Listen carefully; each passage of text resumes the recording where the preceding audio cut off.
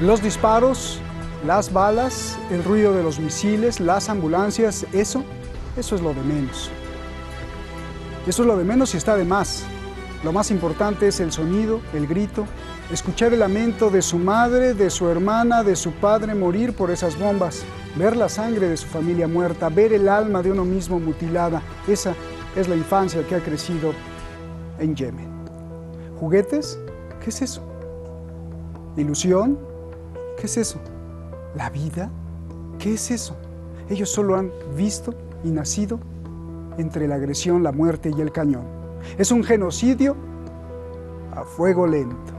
Y merecen ellos, los que aún están vivos, el respeto y la reverencia de todo el mundo. Comenzamos.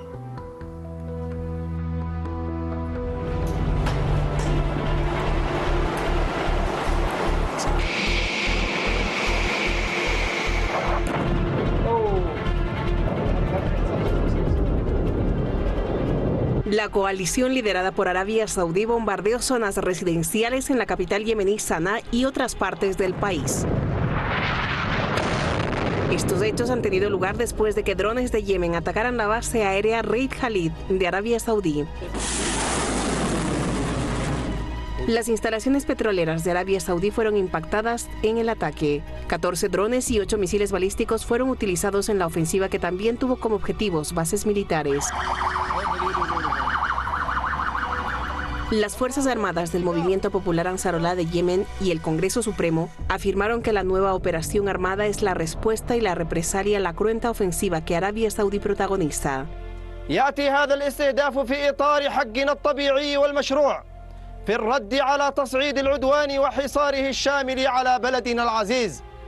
نعد النظام السعودي بعمليات موجعة ومؤلمة طالما استمر في عدوانه وحصاره على بلدنا.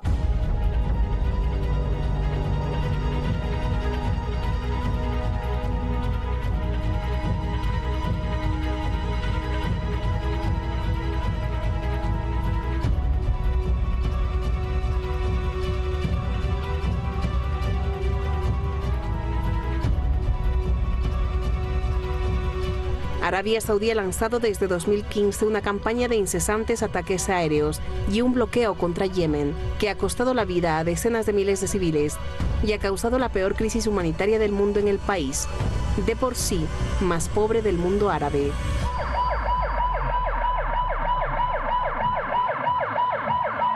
Con estas sirenas, los médicos yemeníes protestan frente a la sede de la ONU en Saná, alertan de la escasez de combustible en el país debido al bloqueo saudí, lo que podría agravar aún más la crisis humanitaria.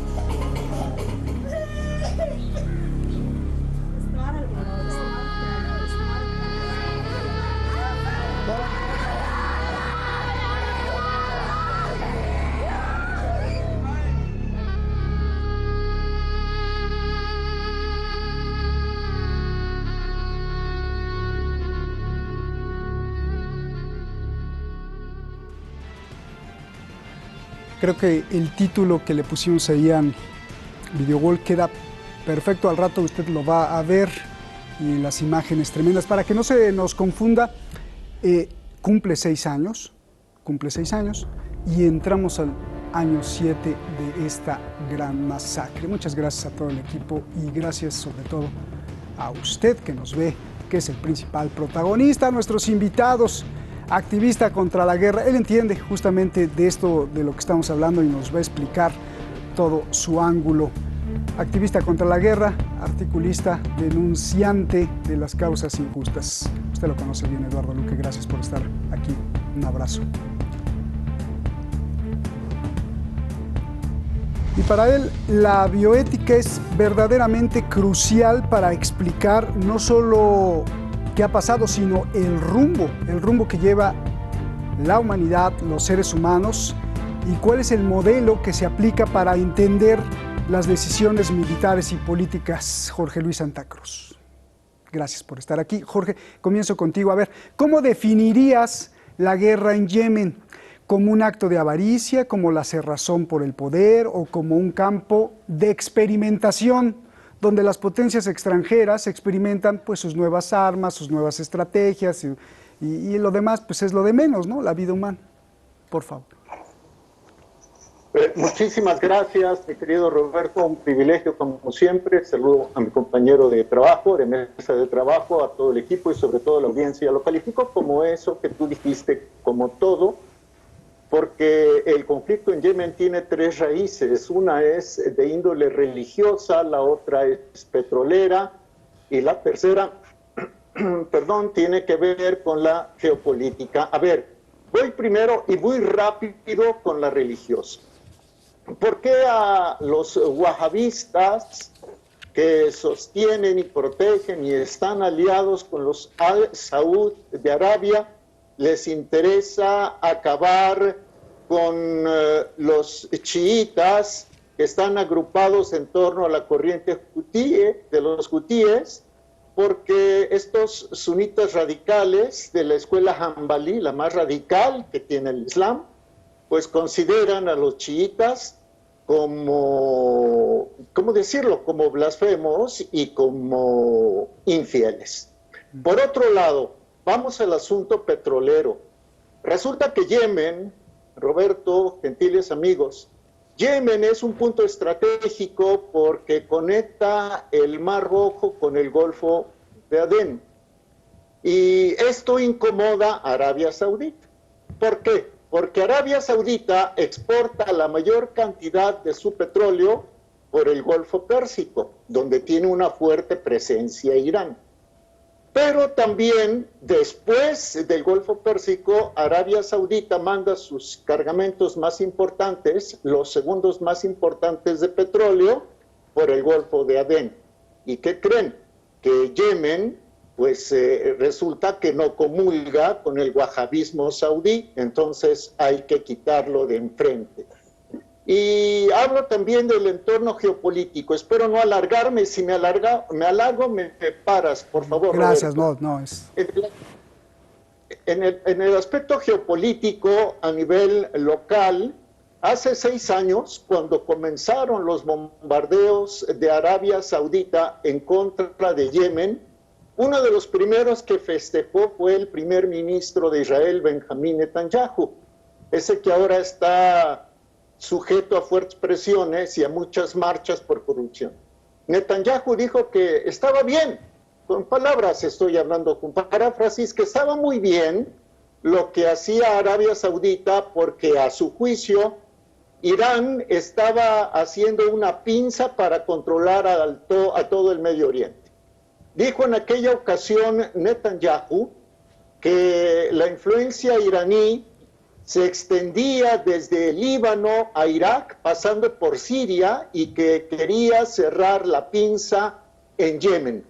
Por lo tanto, incluso Israel prestó servicios de inteligencia a las fuerzas saudíes. Y ya más adelante, si hay tiempo y tú lo consideras pertinente, hablaré de cómo el sionismo ve a Yemen como la base para instalar una OTAN, una alianza militar contra Irán. Resumo, esta tragedia contra los seres humanos, contra nuestros prójimos yemeníes, sí los castiga a ellos primero, pero no nada más es el ensayo de una guerra y de armas y de todo eso, sino que es una maniobra estratégica que pretende poner en Yemen una base militar multinacional que pueda en un momento dado atacar a Irán. Roberto.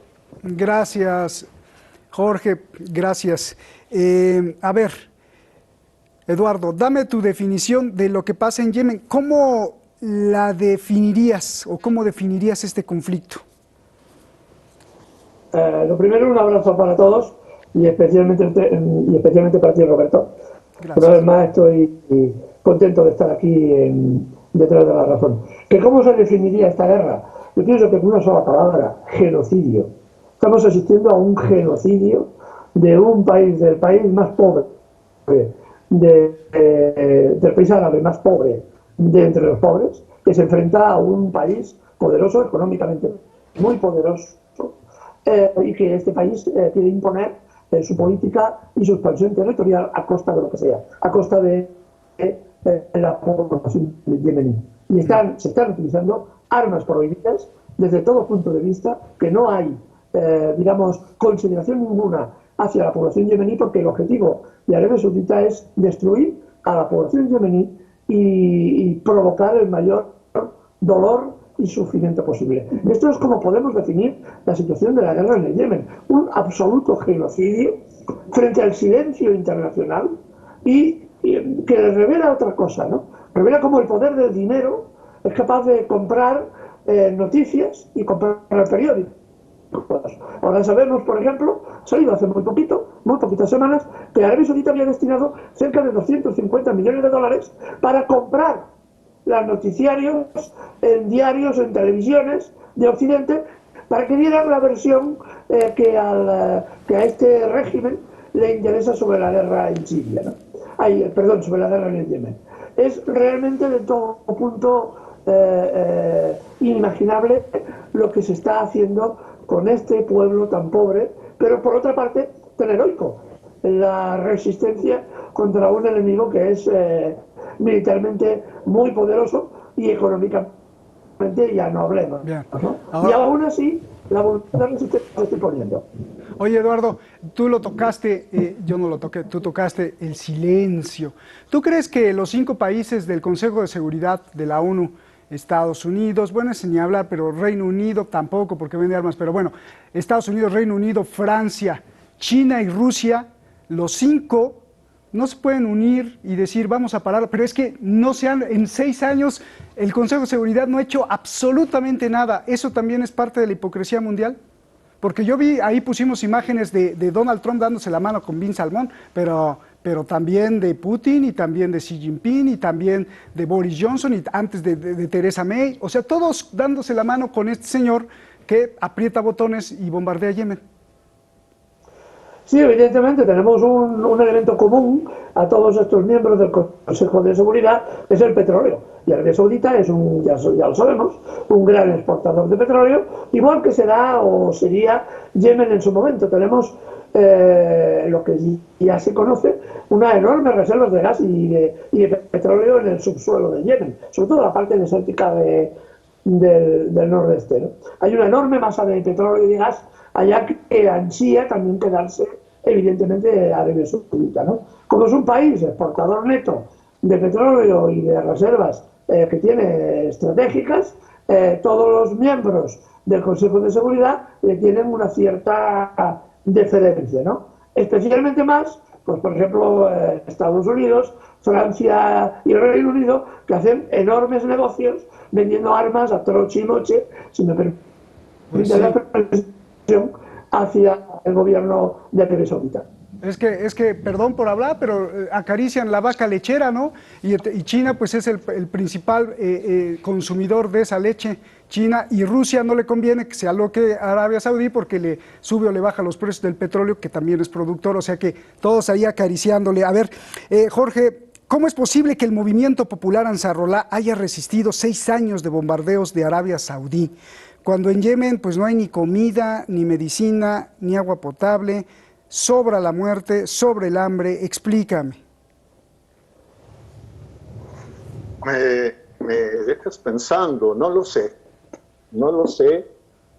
Para explicar una situación como esta, un servidor tendría que apoyarse en valores superiores, en valores de identidad nacional, en valores de saber que se tiene la razón, en valores de que se aspira a una independencia.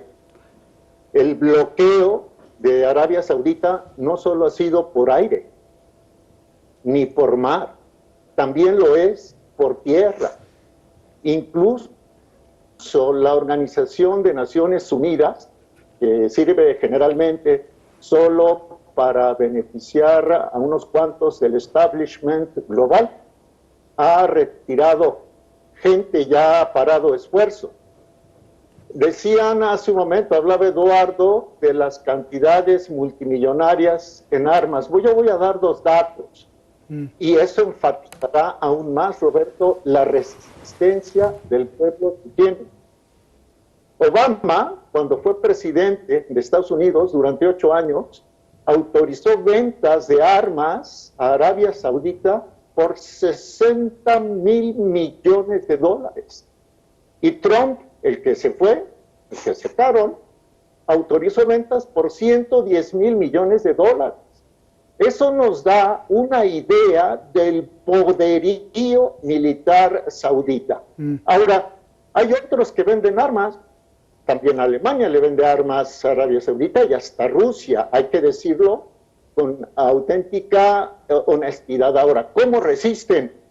Yo creo, y lo digo con mucho respeto, porque hay valores superiores que les permiten llegar a grados de heroísmo, efectivamente. Sí, pero también con los valores, no por arte de magia aparecen armas, ¿no?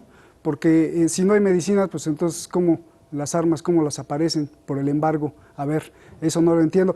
¿Me lo explicas, Eduardo? Creo que la pregunta fundamental es ¿qué es Yemen hoy? Porque tenemos muchas etnias y muchos movimientos que cada uno reclama el Yemen como suyo. Tenemos el movimiento separatista del sur, tenemos el movimiento popular Ansarullah, tenemos las fuerzas populares, tenemos las fuerzas militares leales al presidente fugitivo que se fue a refugiar a Riad, tenemos al Consejo Político Supremo, tenemos el remanente del gobierno derrocado y además grupos terroristas que todos dicen este es mi territorio. ¿Cómo entiendes este caos, Eduardo? Bueno, porque muchas veces este caos está promovido por los mismos que están detrás, ¿no? Generan diversos grupos. Entre los grupos terroristas, por ejemplo, hay, ya lo tenemos meridianamente claro, incluso los servicios de inteligencia occidentales lo saben, de que muchos de estos grupos terroristas tienen el mismo patrocinador. Es decir, solamente que cambian el nombre o cambian la formulación, depende de lo que interese. Lo que se está viendo es también un proceso de consolidación de un Estado entre los diversos actuantes en esta guerra, que sí, que actuaban como tribus independientes, pero se está viendo cómo estas tribus se están autoorganizando para plantar cara y plantar la resistencia árabe saudita, que en este momento, aunque parezca auténticamente un milagro, porque es un auténtico milagro, la resistencia yemení está doblegando al ejército de Arabia Saudita y le está infligiendo enormes derrotas y un enorme desgaste militar, que realmente muchos analistas militares de elevado rango ya saben que Arabia Saudita ha perdido la guerra. Ha perdido la guerra, no va a conseguir ninguno de los objetivos que se había prefijado al comienzo de la misma. Y cuando estos objetivos no se cumplen, el derrotado, evidentemente, es el que inicia la ofensiva, ¿no? Solamente un dato muy breve. Arabia Saudita calculó en su momento, en el momento de iniciar la guerra, hace ya 6 años, vamos al 7º, que la guerra duraría 4 meses y que la guerra costaría unos 2.000 millones de dólares. Era el costo que ellos habían situado. En este momento el costo mensual supera los 600 millones de dólares y es una guerra que ya militarmente la tienen perdida. Bien, gracias, Eduardo. Te preguntaba, Jorge, pues sí, la fuerza de voluntad y los valores son muy, muy importantes para ganar una guerra, pero vemos al movimiento lanzar misiles y drones, pero no hay medicinas ni comida. Y ¿cómo describes la perspectiva de la injerencia, la democracia y cuál sería la solución? Por favor. Bueno, una injerencia muy clara se perfila sobre Yemen. Yo te ruego, si se puede, 2 minutos para citar declaraciones de Ronald Lauder, presidente del Congreso Judío Mundial. Estas declaraciones las hizo el 1 de marzo de 2021, hace 8 días. Lauder dice que ni los árabes ni Israel confían en Irán, por lo que hay que hacer una organización del Tratado del Atlántico Norte en Medio Oriente. Lo que escribió Lauder en Arab News el 1 de marzo pasado es, entre otras cosas, lo siguiente. Los miembros fundadores de esta alianza, a la que ella le puso nombre Organización de Defensa de Oriente Medio, MEDO, podrían ser las naciones de Oriente Medio y Norte de África que ya tienen un tratado o una relación abierta con Israel. Egipto, Jordania, Emiratos Árabes Unidos, Bahrein, Sudán y Marruecos. Soy optimista de que otras naciones árabes puedan unirse pronto a los acuerdos de Abraham, estos de los que hemos hablado muchas veces en tu programa, impulsados por Trump. La Organización de Defensa del Medio Oriente, dice Lauder, también podría mantener estrechas relaciones con Grecia, Chipre y algunas naciones africanas con el objetivo de proteger su estabilidad y fomentar su rápido desarrollo. ¿Y qué nación está íntimamente conectada con África y con el Medio Oriente y con el Cuerno de África? Yemen. Para mí, esto ya lo dice Jorge Santa Cruz, están perfilando a Yemen, o eso quieren, tenerla como base de esta organización del Tratado del Atlántico Norte con fines de agresión a Irán, estimado Robert. Gracias. Desde tu perspectiva, Eduardo, y con tus cálculos, ¿cuánto durará más este conflicto? Porque bien dices, bueno, no ha logrado Arabia Saudí su objetivo y ha perdido mucho dinero, pero ya llevamos 6 años y los niños, las imágenes son desgarradoras, Eduardo. ¿Cuánto durará más este conflicto?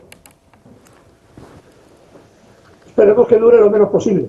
Eso es el deseo, me imagino, de cualquier persona que tenga un mínimo sentido ético. Es muy difícil determinar cuándo acabará un conflicto militar. Lo que es evidente es de que Arabia Saudita en este momento está en retroceso, que las fuerzas militares de Yemen están golpeando en el interior de Arabia Saudita, y eso para una monarquía absolutamente medieval como la de Arabia Saudita es un golpe político de primer orden. Si se sostiene la situación es porque Estados Unidos y los países occidentales sostienen todavía al señor bin Salman, este auténtico criminal, y lo sostienen en el poder. Porque es la fórmula, es la pieza clave que permite el sostenimiento de esta guerra. Pero tampoco puede durar en demasía una guerra que tiene un costo tan elevadísimo para el país agresor y como no se impone, no puede imponerse en este conflicto al país más débil. Realmente, cualquier día que se retarde en llegar a un acuerdo político, yo pienso que la salida será un acuerdo político, porque la guerra al final no es sino política por otros medios, que decía un Clausewitz en este sentido. Es necesario, pues, llegar a un acuerdo político y que este acuerdo sea lo más breve posible en el tiempo para limitar el sufrimiento especialmente de la población yemení, que es la que está sufriendo enormemente, como dije al principio, un auténtico genocidio. Es muy difícil para decir cuándo colapsará la defensa de Arabia Saudita en este momento. Bien, pues vamos a hacer un trato. Tú, Eduardo, que estás más cerca, le hablas al Parlamento Europeo, a Boris Johnson, a Angela Merkel y a Putin también, y tú, Jorge, pues te queda más cerca ahí Biden y Xi Jinping del otro lado del Pacífico, y les dicen, oigan, ya paren esto, ¿no? Porque sí se necesita urgentemente parar, porque son hermanos, son seres humanos. Jorge, Eduardo, un abrazo, gracias. 6 años de muerte, 6 años de vergüenza para el planeta. Los dejo con estas imágenes para que usted y yo nos preguntemos, ¿qué hubiera pasado si nosotros hubiéramos nacido ahí?